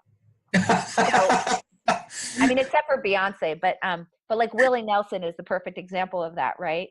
Like, Oh, he's yeah. not a great singer, but his phrasing is so interesting. Like the way he interprets a song is just like, and the way he like his guitar work is like so distinctive. And like I think Jack White is in that same category, right? And Yeah. Bob Dylan, yeah. Neil Young, those types of, yeah. Who's a good one? Here, we'll see how into music you are, particularly Nashville, Alex Chilton. Alex Chilton. Oh, sure. I know Alex. Yeah. Right. So like in that category of like, not the best singer, but like the interpretation of the song and the way that he's playing the instrument and the way he uses, I mean, the words that he's choosing, right? The way that he's telling the story, I would put him in the same camp as, say, Jason Isbell, right? Yeah. That he's using sometimes poetic words and sometimes really, really straight words that are like all of a sudden have a poetic experience to you. Right. Yeah. I mean, so I totally love him. Like the Violent Femmes. I mean, those are one of my early ones. I saw them at the Bottom Line. No, no, that's not true. I saw them at Columbia in 1983. They played at Columbia. And then the person I saw at the Bottom Line was Jonathan. Now I'm blanking. Richman. Jonathan Richman. Yeah. Who did here, I'll tell you, like he did Superman. You have to look at him. Let me see if it's Jonathan Richman. Hold on. I will tell my Violent Femme story while you look that up. So I saw them in a small bar in Iowa City, and my favorite recollection, one of those where the stage is literally a foot up off of the ground and they're right there in front of you. And some person in the middle of the show jumped up on the stage and was dancing with them, and they all just stopped. And the drummer goes, I've lost my concentration, and he walked off. And they literally, they left the stage, came back, who's the lead singer? Gordon Gekko, right? Gordon comes back on, the bass player comes back on, but the drummer just won't come back, and he continues, he won't play. He goes, I lost my concentration for 10 minutes. It was just the weirdest, strangest. That sounds like them. I don't know. Like, I love that. Jonathan Richman you would like Jonathan Richman if you're in this camp. And he was like in the 70s, kind of a precursor to a little bit more of like the punk, like he was kind of before punk. Okay. So you can sort of see where like the Violent Femmes and they're a little bit, I guess they would sort of be punk new wave, but the Clash and whatnot, like how they're sort of coming out of what Jonathan Richman is doing. Yeah. Anyway, I got to see him at the Bottom Line. That was pretty fun. Wow. Like it's so great. Like I love that story. Like that's so Violent Femmes, It is. I've lost my concentration. You just wouldn't. You wouldn't play. You just sat there. Yes. That is so great. I feel like Jack White could do that. Yeah. It was just. Totally. Anyway. Yeah. Okay. Annie Duke, thank you. This has been fascinating. We went down rabbit holes, which we wanted to do. Hopefully, we didn't bore our listeners to death with some talk, but you know what? We had fun. So we had a blast. Well, look, I'm guessing this is the first time your listeners have heard of it, syntactic bootstrapping. I bet it. Well, I don't know. Some of our listeners are probably pretty into this. Maybe we can hear from your listeners to see how many of them have heard of syntactic bootstrapping. That would actually be fun. That would be fun. So I'll put that in the notes. Because I view that as something that's so like esoteric. Like it's like really special. It's not like confirmation bias. Everybody knows what that is. It's like off in a corner of cognitive psychology. Yeah, getting into that linguistical component of various different pieces. So right. Okay, now it's furry time. Yeah. What? Now it's curry time. It is curry time. It is curry time. Exactly. And we're deeply grateful for the time. This was really fun. This was a great conversation. And we hope we talk to you again after the next book. Yeah, well, just like, don't tell anybody, but like, this was my favorite.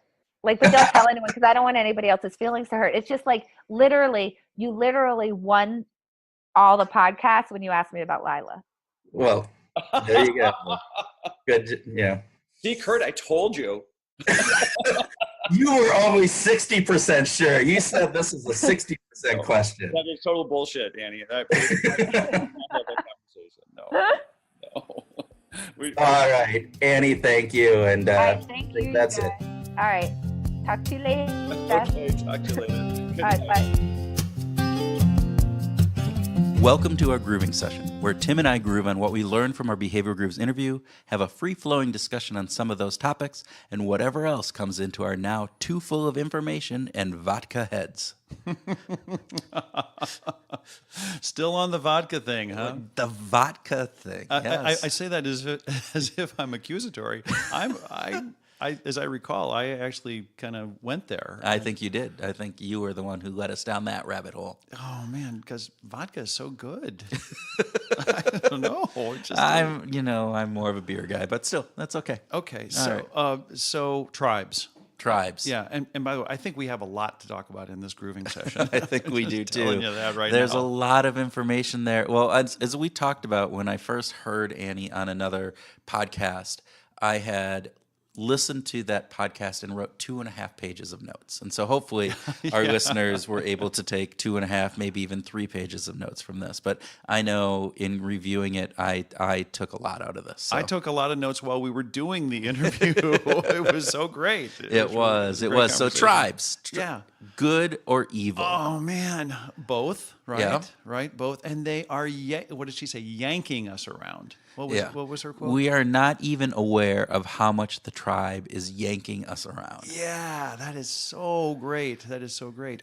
Our environment is so heavily influenced by the tribe. Well, and it's also gets around to like who is doing the talking and how much we believe. Again, to her point, going back to, hey, if I am now not a member of your tribe, but I am an expert in, what was she said? Sautéing fish. Sautéing fish. Right. That should have no impact Zero. on how much information I can get from you about sautéing a fish. And yet, we don't operate that way. We operate, well, she's not part of our tribe. I don't trust her, so I don't trust how she sautés a fish, even if she's the renowned expert in it. I mean, you think about actors and actresses and how some people like them or don't like them based on their political affiliation, regardless of how good or bad an actor or actress they are. Right. Are they entertaining? Do they do their job well? Right. Which has nothing to do with political affiliation. And you think even looking at some of the consumer product boycotts that are going out there, again, we're doing this in end of September, and that was just the whole Nike, Colin Kaepernick, just do it theme, and all of the people burning their Nikes while others are going out and buying more Nikes because now, Nike's part of our tribe. Where a business becomes part of your tribe or not part of your tribe. Your brands become part of your tribe. Your brands become part of that tribe, and they're just trying to get more money from us. Are you an Android or an iOS user? Are you a Mac or a non-Mac? Basically, these are tribal. These can be tribal differences that are really so minuscule. And they don't. What does it represent that I'm more one product than another? Really, what does it mean? Yeah, I thought it was interesting when we talked about how that tribe is yanking us around, and it brought up this element that I had remembered from. I think it was a graduation speech in Kentucky, and I looked it up afterwards. So it's Ben Bowling's graduation speech, and so it was really, he just did it. He was the valedictorian of the class, and he came up and he talked about, I Googled some quotes that I liked, and then he gave this quote, and he attributed it to Donald Trump, and the crowd cheered, "Oh, yay!" And then he goes, "Oh wait, I'm sorry, that was actually Obama." And then there was silence, and actually some people actually booed. Yeah. The exact same quote, the exact same information that when it was attributed to one person got a cheer, and yes, he's in my tribe, this is right, this is good. And when it was then attributed to somebody who was in the other tribe and potentially even the leader of the other tribe, that same concept, the words either got silenced or booed. Just by the fact that we're talking about this as my tribe or the other tribe is problematic for me. Exactly. Right. This is systemic in that we're thinking so what's the word I'm looking for here? I have no idea. These two things. It's dyadic, right? It's dyadic.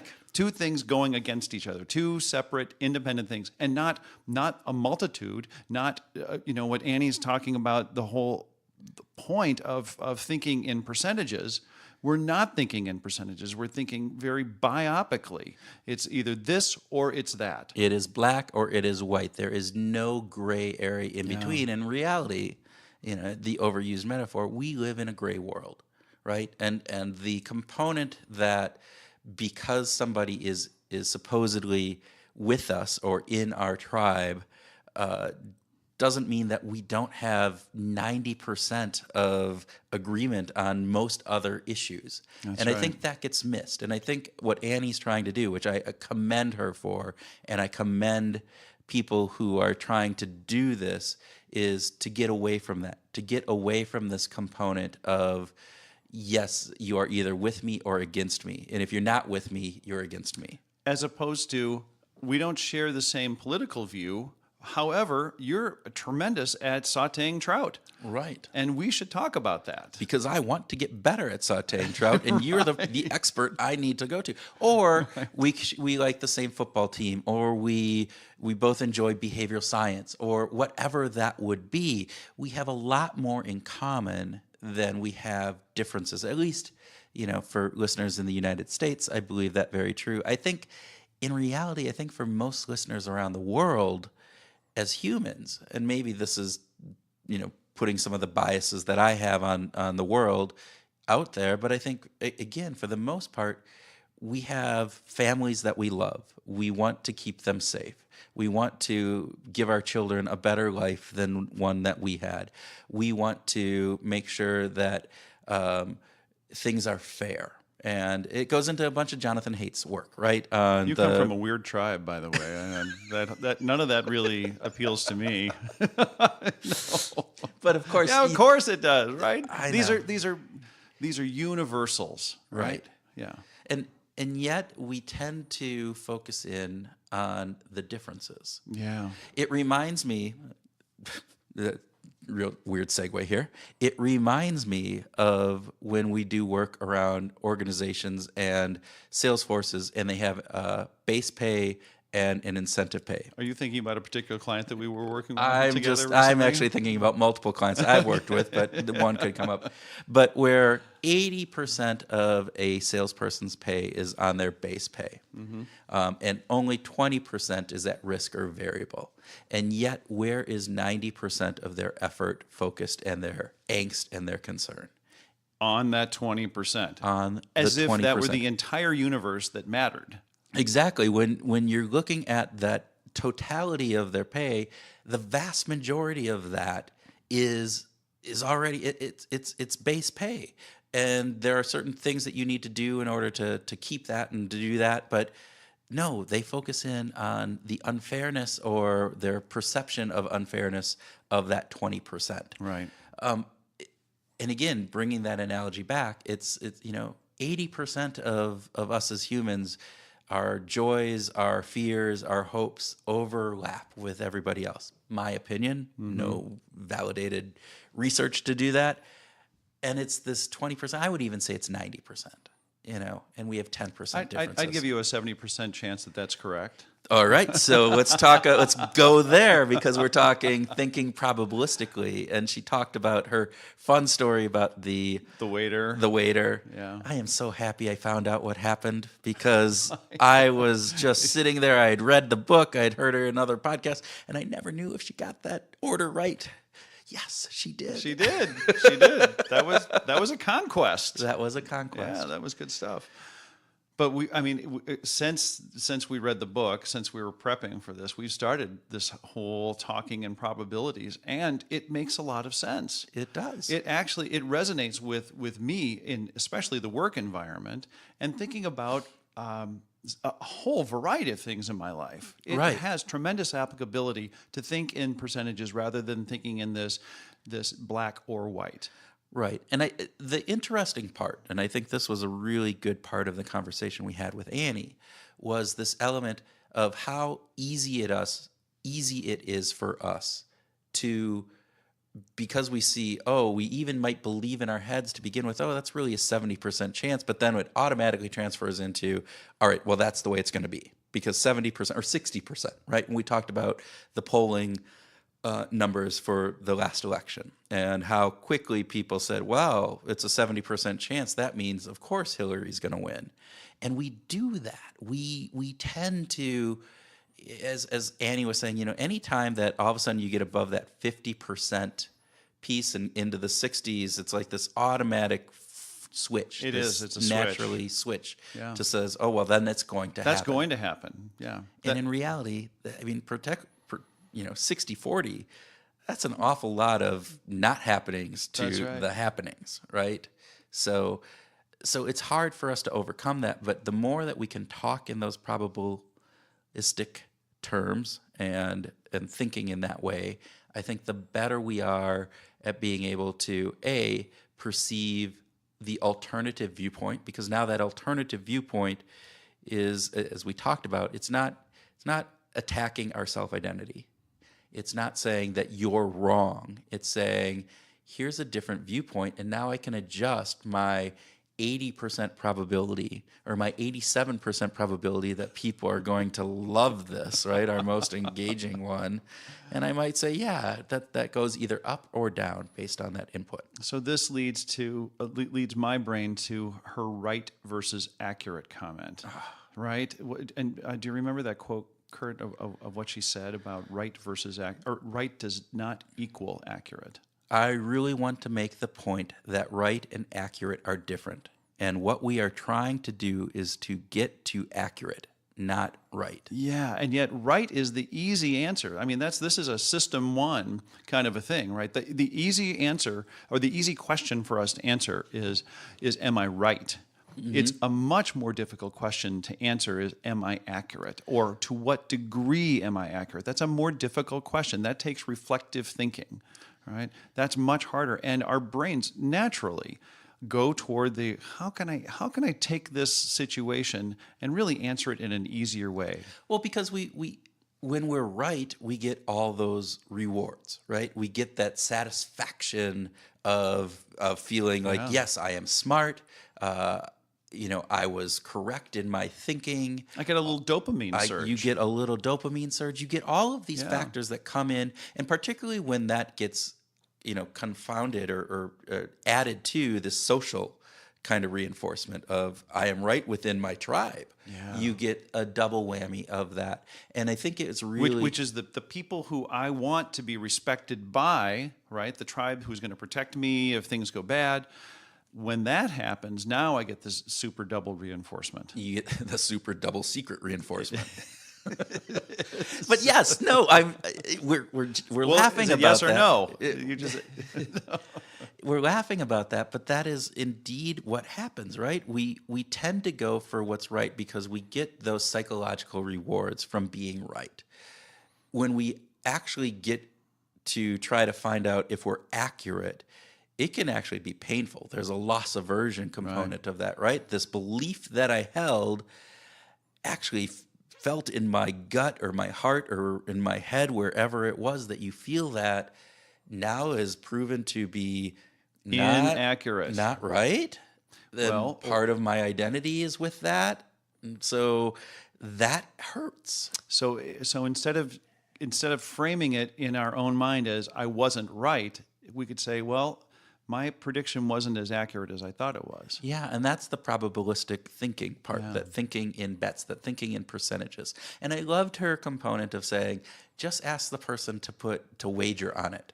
And how that changes in their mindset. And Want to bet? You want to bet, right? because when we do that, we automatically change the reward that is coming. So it's not just this psychological reward of being right. Now there is a monetary or an extrinsic component that is added to the intrinsic reward that we get. There's an extrinsic reward. And that can sometimes, I think, have a big influence on actually how we think about these things. Hopefully. Well, in our work with extrinsic, right, we know that intrinsic rewards just in business are very, very powerful. But we also know that extrinsic rewards are also very powerful. And sometimes you need extrinsic rewards, at least some of the research I've done, to jumpstart the intrinsic motivation. The extrinsic works as a catalyst. I think in this, that extrinsic reward of having a bet on there, right? The loss aversion of potentially losing that money, the potential gain of gaining some money, that extrinsic component is that catalyst. I saw this in some of the work that I did on goal setting, where individuals who were below quota and had been in sales contests consistently over the years where they couldn't earn unless they got to quota. Right. But they were consistent performers, just not stars. Okay. Right? They're kind of below the middle. The core, as Ahern had said. As Mike Ahern would talk about. And when they had an opportunity to simply compete against themselves and not against the rest of the sales organization, and to select a goal that was above and beyond what they had ever done, and they achieved that, and they earned, even though it was still below quota, it built up self-confidence.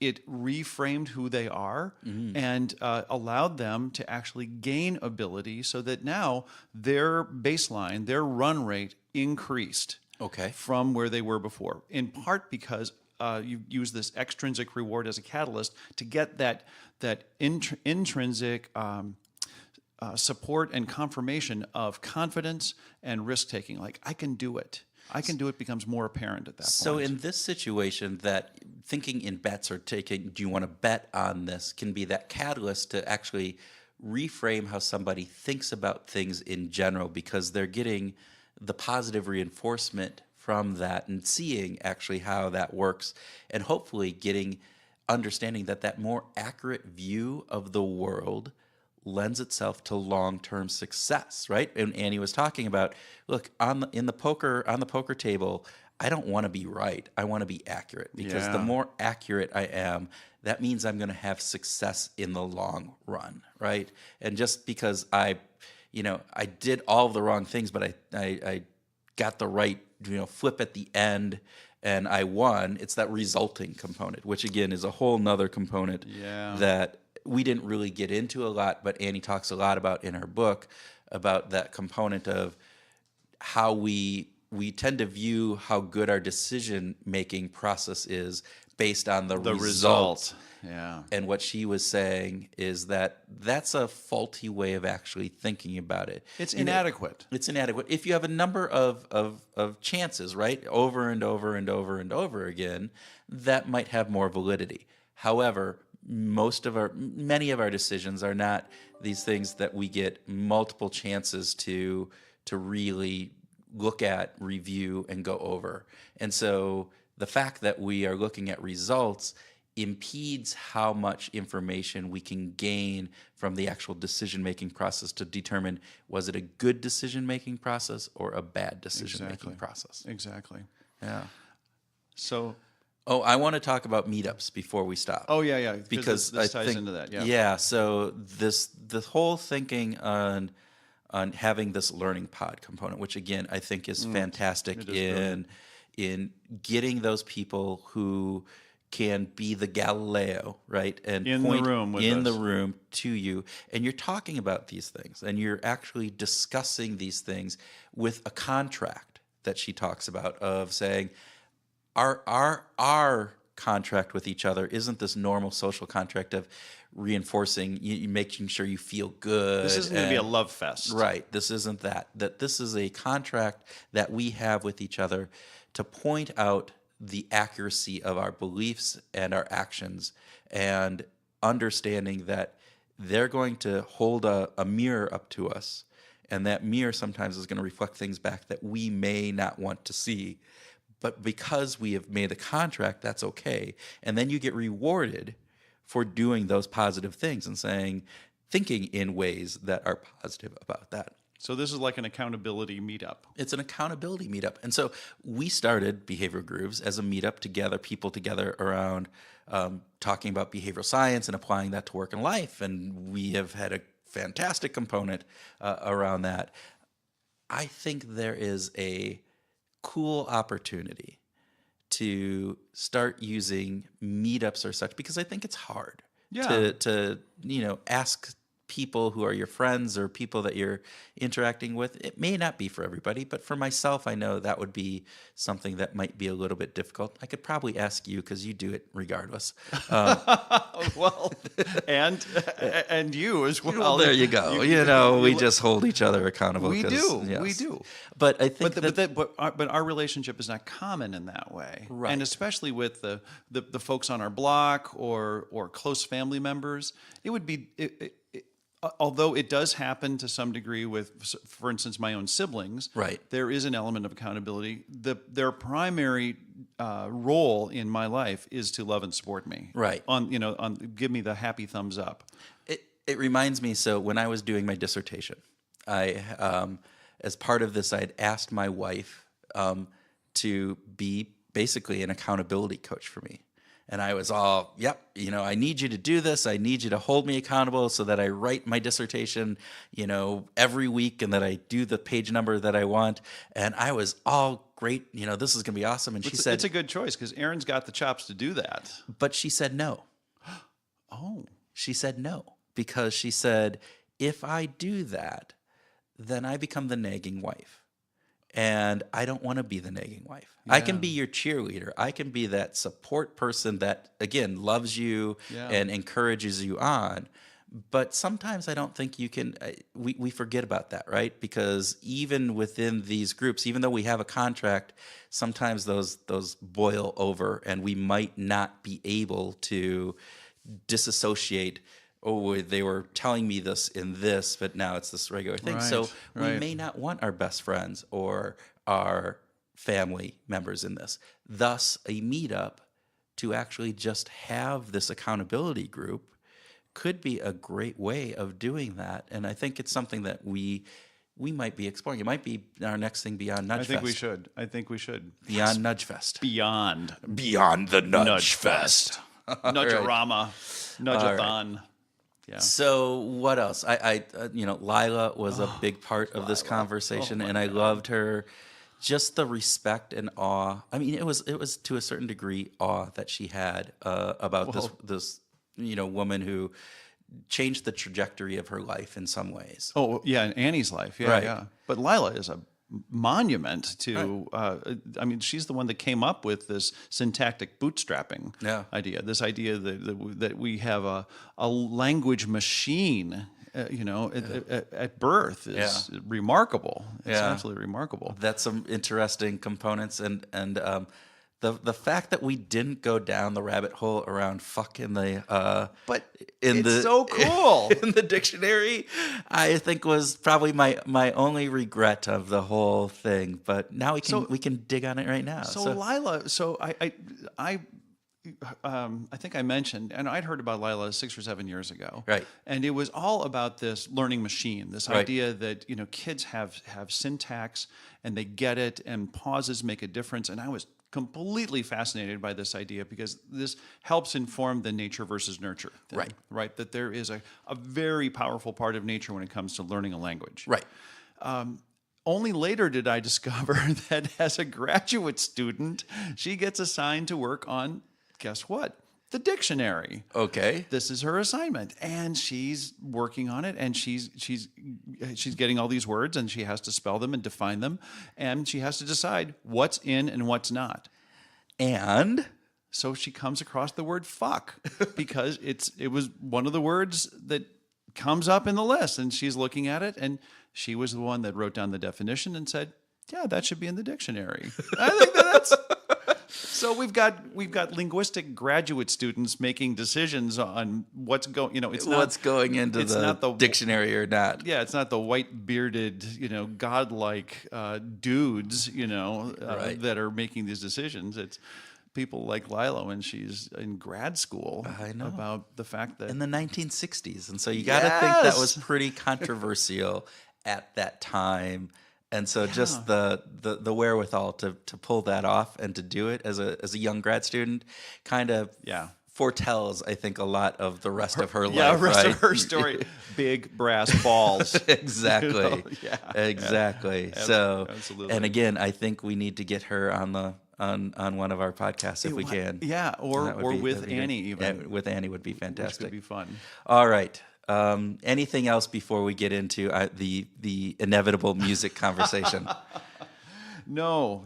I think that those are the key topics that I wanted to groove on. All right. So I am actually excited about this music conversation because I'm leading this at this point.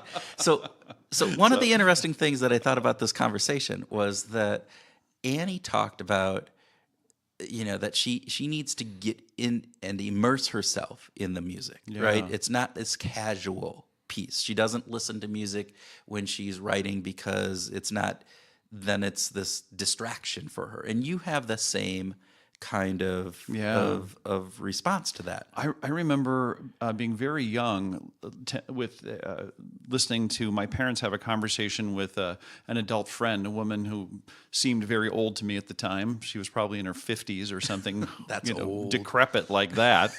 And she says, I sometimes I just love to meditate with just soothing strings in the background. And I thought that is insane. Like meditation and string music, like, music itself is just so engaging. There'd be no way that I could do something as what I would believe to be at a very young age, something soothing as meditate while I'm listening to music. That was impossible for me to connect. Interesting, because I am exactly the opposite.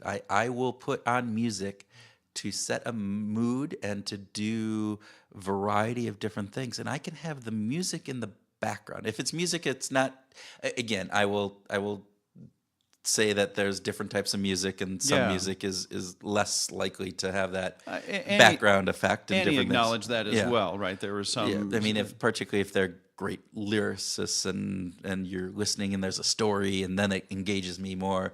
But I mean, definitely music without a singer involved, even music with a lyricist and singing involved, if it kind of melds into that background, I find that to be this element that kind of sets me into a mood that then I'm able to actually concentrate more on the work that I'm doing. How do you do that? Honestly, how can your brain just... See, this is interesting how you're not in my tribe. I don't know if I can trust anything. I have this great recipe for sautéed fish. I just don't believe it. I think it's a piece of crap. Anyway. It is interesting, though, isn't it? It is. And then the other thing, so you talked about Alex Chilton. And so the only reason I even knew who Alex Chilton was the Replacement song. Oh, right. Yeah. Which I remember when I got that in college and I was listening to it, I actually went out before the days of Google, right?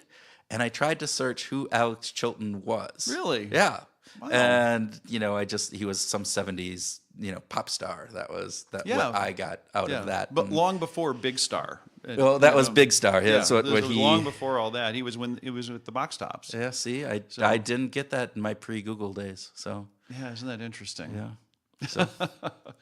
Well, once again, I think we've come to the end of a invigorating discussion, and the interview with Annie was just so much fun. It was fun, and thank you, Annie, for doing that. We really appreciate it. And for our listeners, please, if you found this interesting, if it wasn't too long, but you found it interesting, please share this with a friend. It'll get me to my 60% so I can win the bet with Tim. You're not going to win that Yeah, bet. I'm going to win that bet. And then even if I don't get to that, share this because we think that the more people that are able to listen to this, the better off the world will be. Let's expand our tribe. We're going to expand the tribe to the entire Yes. tribe of the planet. How about that? I love that idea. Okay. And so with that, thank you for listening. Have a great day.